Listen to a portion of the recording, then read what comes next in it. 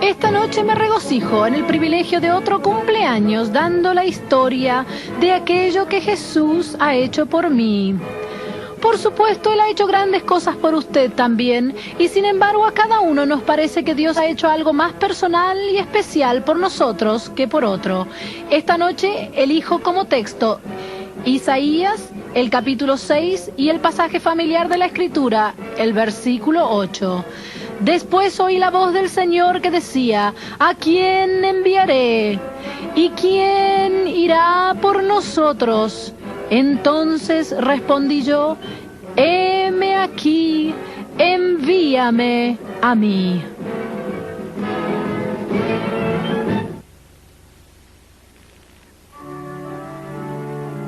Fue a cierta distancia, en una granja canadiense en Ontario, a 5 millas de Ingersoll, nuestro pueblo más cercano, donde yo nací y me crié como la hija de un granjero. Yo era el único varón en la granja, la única niña en la granja, y por lo tanto muchas de las tareas caseras cayeron sobre mí. No cambiaría ese entrenamiento y oportunidad por nada del mundo. Siempre encuentro que mi mente y mi modo de hablar vuelven a la granja. Días de esquiar, de caminar en raquetas de nieve, días de patinar sobre el hielo de las lagunas y los ríos, días de escuela caminando 5 millas o cabalgando 5 millas, o montada en el trineo las 5 millas yendo y viniendo del lejano pueblo.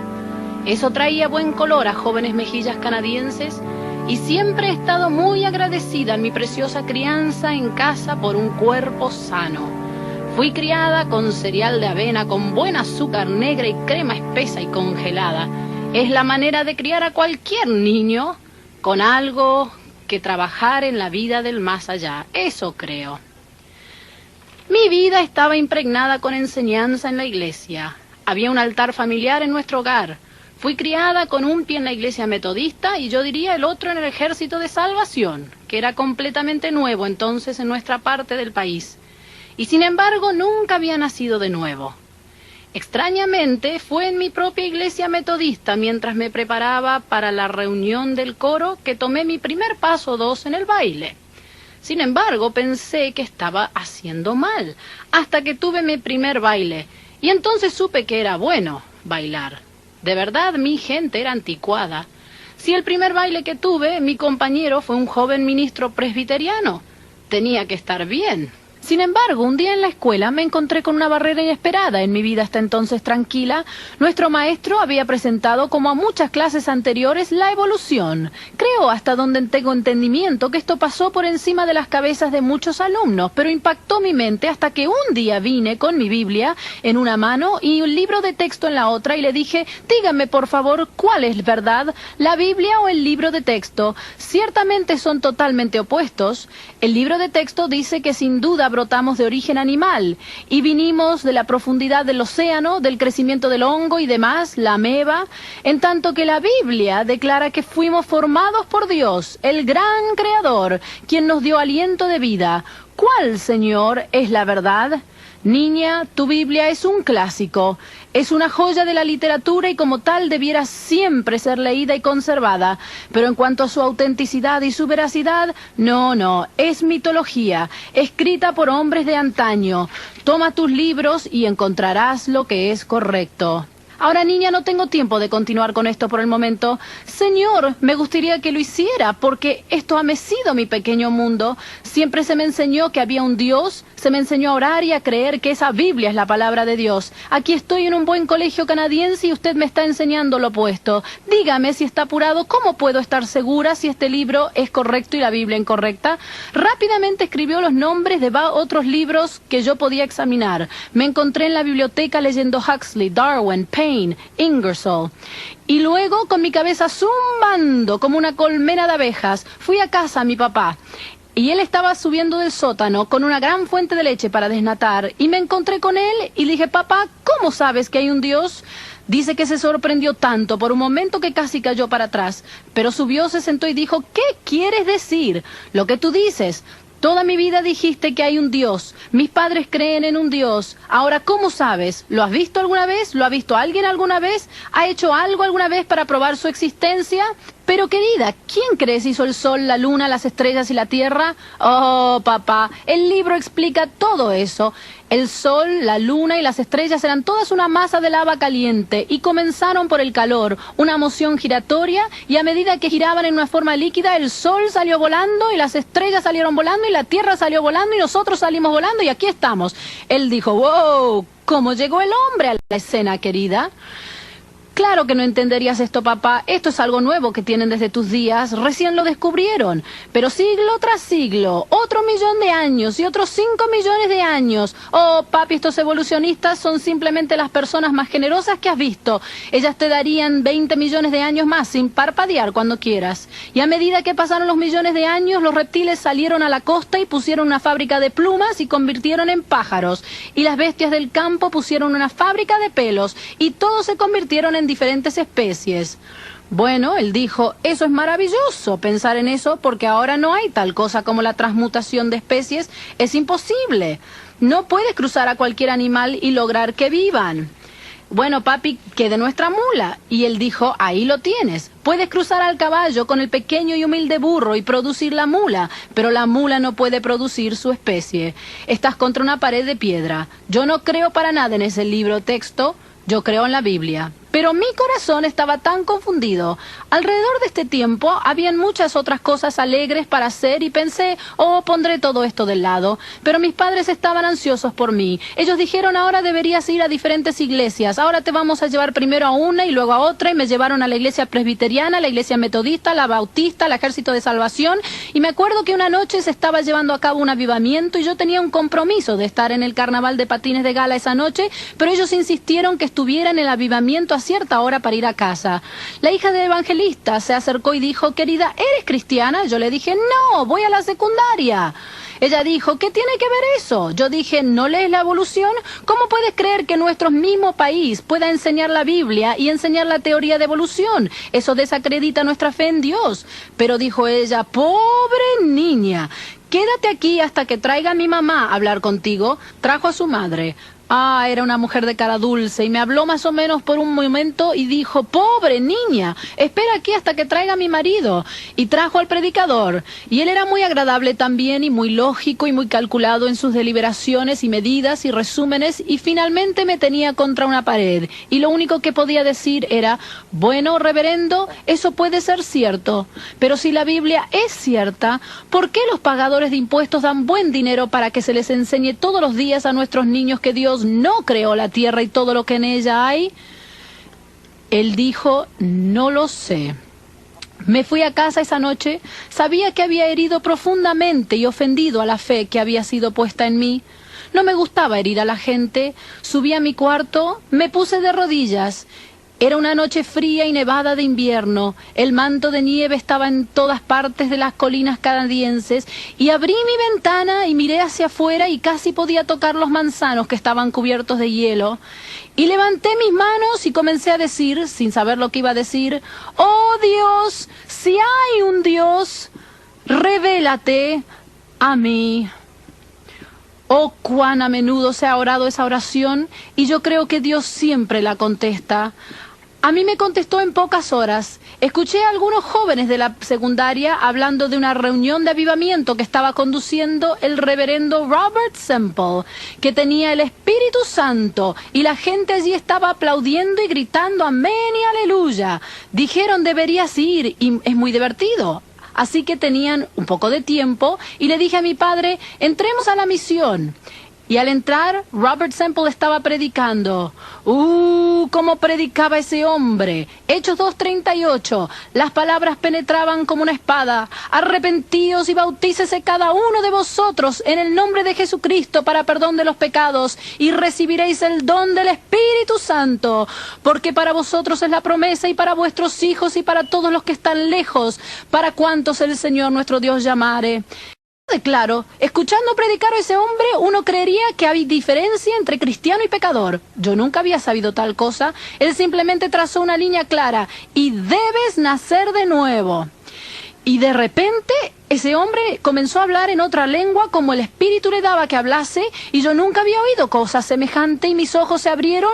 Me senté allí y solo lo miré, y para mí era como si Dios decía: tú eres una pobre, perdida, miserable pecadora. Dije, papi, salgamos de aquí. Él dijo, yo pensé que querías venir. Yo dije, eso quería, pero ahora me quiero ir. ¿Cómo logré hacer el ensayo esa noche de la obra de Navidad? No lo sé, pero sí sé que durante 3 días Dios me siguió. Al tercer día, regresando del colegio, dije, Señor, Señor, ten misericordia de mí, una pecadora. Les digo que sentí como si el cielo me iba a caer encima y me iba a aplastar y que iba a perder mi alma en el infierno. Pero cuando clamé, Señor, ten misericordia de mí, una pecadora, la gloria de Dios inundó mi alma, y allí sola en ese camino de campo, el caballo cabalgando, podía sentir la tibia y purificante sangre de Cristo caer sobre mí. Podía sentir su gloriosa gracia salvadora. Y comencé a cantar. Oh, gloria sea Dios, yo era salva. Grandes lágrimas corrían por mi rostro, cayeron sobre mis guantes mientras sostenía las riendas. Cuando llegué a casa tuve una fogata. Tomé mis novelas y mis hojas de música y las canciones mundanas, y todas tuvieron que irse por la borda. Y comencé a ponerlos todos en la estufa a quemar. Comencé a leer mi Biblia, Cómo ganar almas, y encontré que cada uno en la Biblia que se convertía en verdadero ganador de almas en el Nuevo Testamento, primeramente era lleno del Espíritu Santo. Ellos necesitaban el bautismo de poder de lo alto. ¿Y cómo oré? Oh, dije yo, Señor, aquí está la promesa. Estaban todos unánimes juntos, y de repente vino del cielo un estruendo como de un viento recio que soplaba, el cual llenó toda la casa donde estaban sentados. Señor, lléname ahora. Y oré por 1 semana, y entonces, gloria a Dios, el bautismo del Espíritu Santo golpeó mi alma, y otra vez estaba sola en un hogar a las 5 de la mañana, y el Señor me bautizó. Y nunca olvidaré cómo cayó el fuego. Podía ver a mi maravilloso Salvador colgando en la cruz por mí, y recuerdo que había un charco de lágrimas donde caí bajo el poder de Dios. Y el Señor me llenó con el deseo de traer las almas. Me siento absolutamente responsable por India y China y Ceilón y Sudamérica y los confines de la tierra. Id por todo el mundo y predicad el Evangelio a toda criatura. Señor, nunca he oído de una mujer predicadora, todos son hombres, no sé por qué. ¿Por qué no fui hombre? Me gustaría ser un hombre joven para que pudiera salir a predicar. El Señor dijo, mantén la paz por ahora. El evangelista Robert Semple, bajo quien fui convertida, quien había estado en Stratford, regresó a Ingersoll, y mientras yo estaba velando por unos niños enfermos, él abrió la puerta y entró. Yo dije, ¿cómo está, reverendo Semple? Él dijo, ¿cómo está usted? Yo dije, estoy aquí cuidando de estos niños enfermos. Pensé que estaba en Stratford. Él dijo, estuve allí, pero estoy aquí por unos días. Estoy aquí para cuidar a los niños. Yo dije, me alegro que esté de vuelta, pero yo estoy cuidando a los niños. Él dijo, entonces ambos cuidaremos de los niños. Se sentó un rato y oró por los niños que estaban inquietos por la fiebre, y me miró con esos grandes ojos azules y dijo, ¿cómo está todo con tu alma?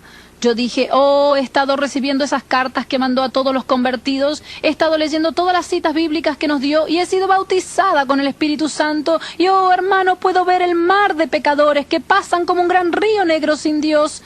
Y ahora que he sido salva, quiero alcanzar y ayudar a traer a otros. Él dijo, Dios te bendiga.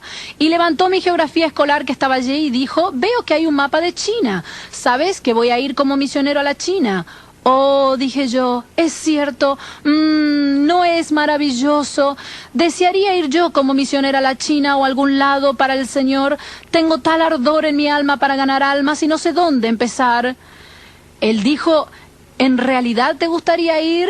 Y yo dije, como me encantaría cualquier lado por Jesús. Se estiró y cubrió mi mano con su mano grande y competente y dijo, Amy, te amo. Eso es lo que he regresado para decirte. ¿Te casarías conmigo e irías a la China? Él dijo, un momento, antes de que contestes, arrodillémonos aquí, al lado de la mesita, y preguntémosle al Señor acerca de esto. Nunca había oído una propuesta como esa, ni antes ni después, en toda mi vida. Ambos nos arrodillamos. Robert oró. Yo no podía, había un tremendo nudo en mi garganta, pero él oró. Cerré mis ojos fuertemente y cuando los abrí podía ver un largo camino a la gloria, y Robert y yo íbamos juntos por el camino. Abrí mis ojos, no hay nada allí. Debe ser mi imaginación, solo el empapelado. Cerré mis ojos otra vez y allí estaba el camino, solo que esta vez yo iba sola por el camino. Robert parecía no estar. No lo comprendí todo, pero abrí mis ojos y le dije sí a Dios y sí a Robert. Hubo un casamiento poco después en la granja canadiense, bajo la enramada, bajo los manzanos, y felizmente me fui tras las cintas blancas que volaban en el látigo del viejo carruaje. Y Robert Semple salía a dar la predicación de la palabra del Dios vivo. ¡Aleluya! Oh, yo solo era la esposa del predicador, pero cómo estaba aprendiendo. Él era mi instituto bíblico. ¿Saben? A la noche, cuando terminaba el día, se sentaba y me enseñaba de la palabra de Dios.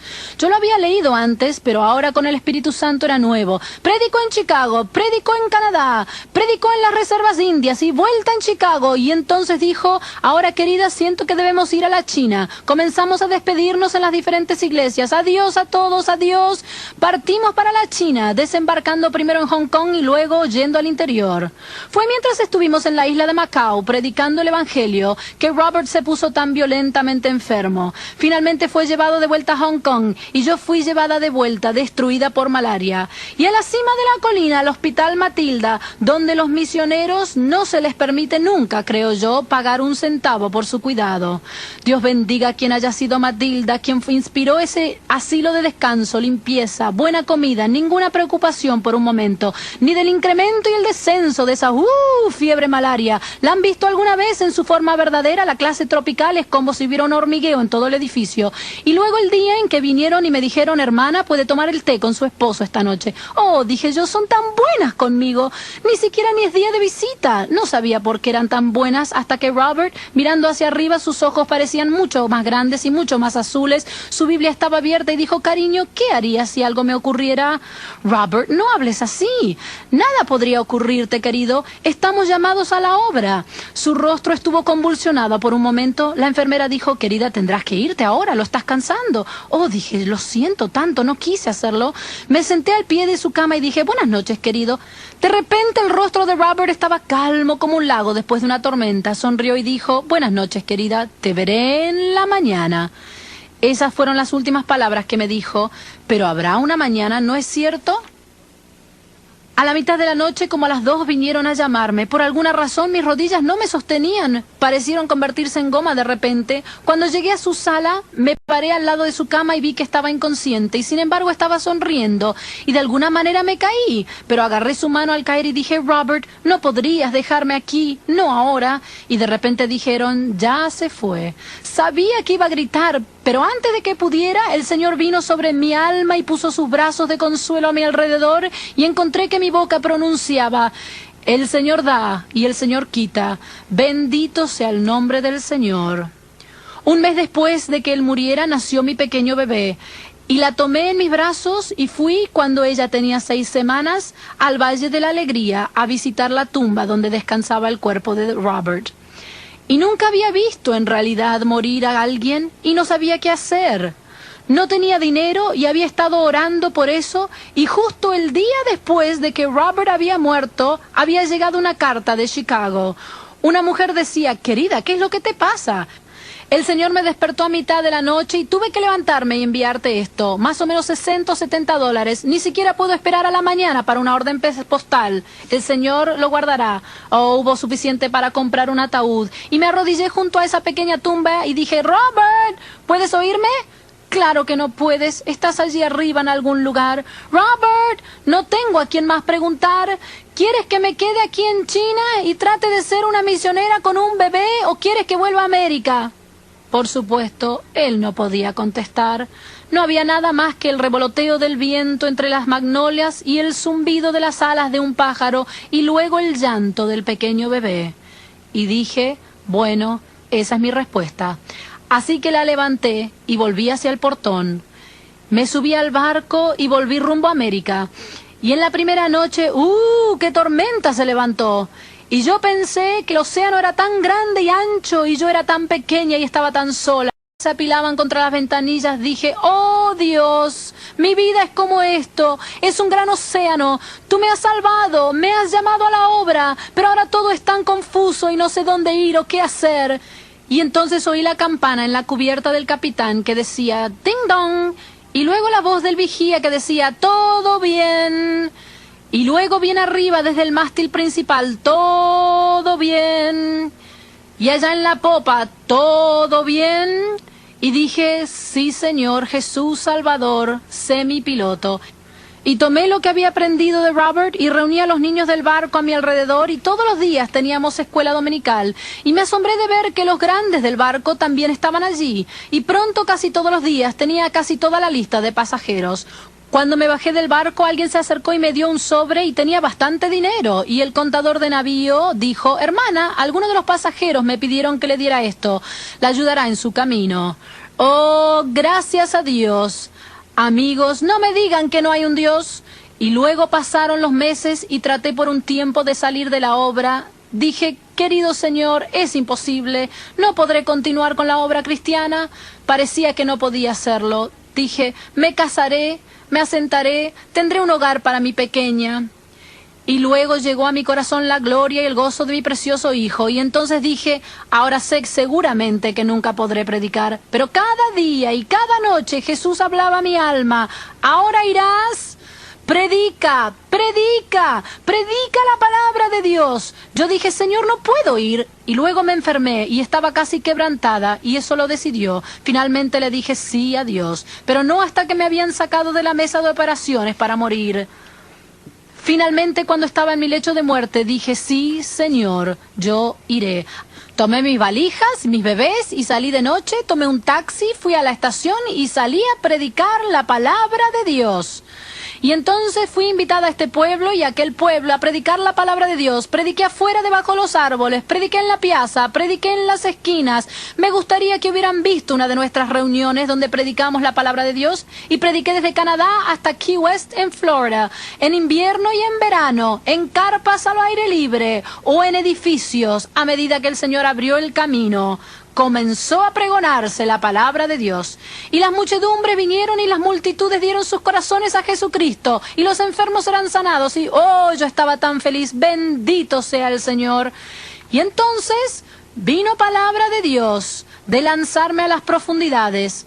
Comencé a predicar en los grandes teatros, en los grandes auditorios, como el auditorio en St. Louis. Creo que muchos lo conocen, con capacidad de hasta 19,000 personas. Dios llenó eso desde temprano en la mañana hasta tarde en la noche. Edificios como el Auditorio Municipal de Denver, donde los bomberos tenían que quedarse tarde de noche después de que terminaba mi reunión para buscar arriba en el altillo donde estaban los cables eléctricos y sacar a los hombres de allí. Y tenían que sacar a las mujeres de los baños abajo, quienes se habían encerrado en el sótano para estar allí para las reuniones del día siguiente, temiendo que no podrían entrar. Dios trajo a la gente al altar. 1,000 personas se convirtieron en una reunión. Teníamos que llamar a los hombres primero y luego a las mujeres o viceversa. Amigos, les digo que es emocionante ser predicador. ¿Por qué no se convierten todos ustedes y entregan su corazón a Dios y vienen y me ayudan a hacer que el mundo nazca al reino de Jesucristo? Siento que he hecho tan poco. Prediqué en China, habiendo regresado más tarde, por supuesto. Prediqué en Egipto, prediqué en Grecia, prediqué en las Filipinas, prediqué en la India, prediqué en Japón, prediqué a lo ancho de Canadá y aquí, y las Islas Británicas, pero siento que no he hecho nada. He visto a cientos de miles ser salvos. Dios me dirigió luego a venir a California, de en medio de Nueva York, Baltimore, Filadelfia, Washington D.C., Rochester, Nueva York, a lo largo de la costa y a comprar este trozo de terreno. Solo eran unos lotes vacíos, pero había un rótulo que decía, compre esta esquina. Y tenía una foto que parecía un pedazo de pastel. Y tomé mi lápiz y en ese pedazo de pastel diagramé 7 secciones. Diagramé el balcón, diagramé los muros, diagramé la plataforma, diagramé el bautisterio. Y entonces, por la gracia de Dios, compré el terreno. Y como resultado de mis reuniones y de oraciones contestadas y mucho trabajo arduo por dedicados obreros, el Templo Angelus se edificó. Hierro y concreto, grada sobre grada, y la torre de radio por encima. Y entonces la gloria de Dios comenzó a llenar el Templo Angelus. ¡Gloria a Dios! Esto fue solo el comienzo. A menudo el templo estaba completamente lleno desde la mañana hasta la noche. Es imposible calcular las multitudes que fueron impactadas por esta poderosa mujer. Los altares estaban llenos con los arrepentidos. Cantidades de personas vinieron para ser bautizados en agua. Miles fueron bautizados con el Espíritu Santo. Se oraba y se ministraba a los enfermos, hora tras hora. Ocurrieron sanidades milagrosas. Con fondos recaudados de la venta de bolsas de cemento en miniatura y donaciones, se construyó la Facultad Bíblica Life. El ministerio creció rápidamente después de su apertura en 1923. Ese mismo año comenzó el ministerio de la Torre de Oración, con oración las 24 horas al día. Al año siguiente fue instalado el cable para la radio KFSG. KFSG fue la primera radiodifusora en todo el país en ser mantenida y operada por una iglesia. En 1927 se abrió el dispensario para ofrecer sin reservas comida y ropa a miles de personas destituidas. Ella diseñó la bandera cuadrangular. ¿Ha hecho alguna vez una bandera? Me gustaría que entendiera nuestra bandera. La sangre de Cristo es el rojo, el amarillo es el fuego pentecostal del Espíritu Santo, el azul es la luz divina del sanador, el púrpura es la segunda venida del Señor Jesucristo. Sobre el rojo brilla el oro, azul y púrpura, pliego sobre pliego. Durante el resto de su vida, Aimee Semple McPherson continuó predicando el mensaje que Dios le había dado. Desarrolló un ministerio con mensajes vivamente ilustrados. Escribió y compuso canciones y ayudó a difundir la música de otros.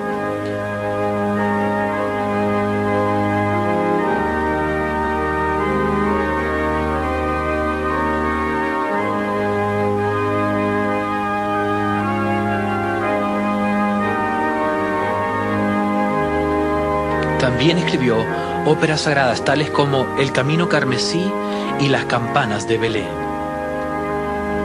A Aimee Semple McPherson se le conocía por su agudo sentido de patriotismo. Participó activamente en la venta de bonos de guerra y proveyó ministerio al personal militar. ¿Cómo explica uno un éxito tan fenomenal? Aimee Semple McPherson no fue una mujer altamente educada, mas sin embargo sí fue singularmente dotada de parte de Dios para el ministerio al cual Él la llamó. No era perfecta, era sincera en admitir sus errores. En una ocasión escribió: la gente a veces dice de mí que soy una evangelista que se ha casado mucho, pero he vivido con mis maridos durante solo unos 4 años y medio. Estuve casada solo poco tiempo cuando Robert Semple murió. Después de un corto tiempo de ministerio conmigo, Harold McPherson regresó al mundo de los negocios. Después de años y años, llegó David Hutton. Pensé que quizás sería protección y hogar y amor, pero no funcionó así. Había cometido un error en volverme a casar. Pocas mujeres han sido sometidas a tal distorsión, exposición y exageración por la prensa como lo fue Aimee Semple McPherson. Al referirse al tema de la persecución, ella dijo: entre tanto, dicen, ha sufrido un poco de persecución y bueno, si tiene tiempo de pensarlo, puede ser que sí. La gente dice esto de mí, aquello de mí, y yo no tengo tiempo ni de negarlo ni de afirmarlo, solo puedo seguir predicando a Jesús. La noticia de su muerte creó grandes titulares en diarios a lo ancho y largo de la nación. Miles y miles de personas de su generación deben su conocimiento de Jesucristo directamente al mensaje que ella tan fielmente predicó. Al momento de su fallecimiento, el ministerio se había multiplicado de tal manera que el Evangelio cuadrangular se estaba predicando en 397 iglesias en los Estados Unidos de América, en 14 iglesias en Canadá y por 38 misioneros en 12 países alrededor del mundo.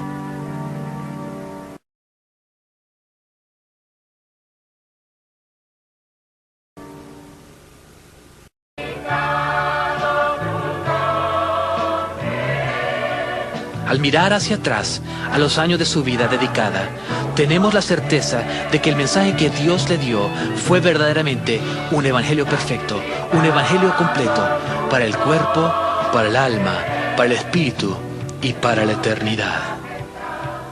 Está basada sobre la verdad de que Jesucristo es el mismo ayer, hoy y por los siglos.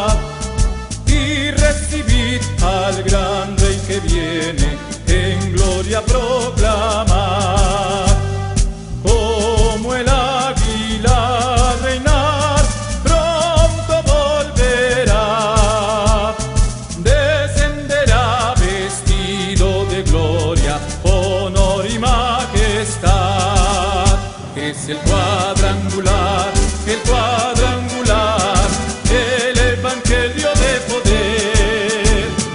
Jesús salva, bautiza y sana, Jesucristo reinará.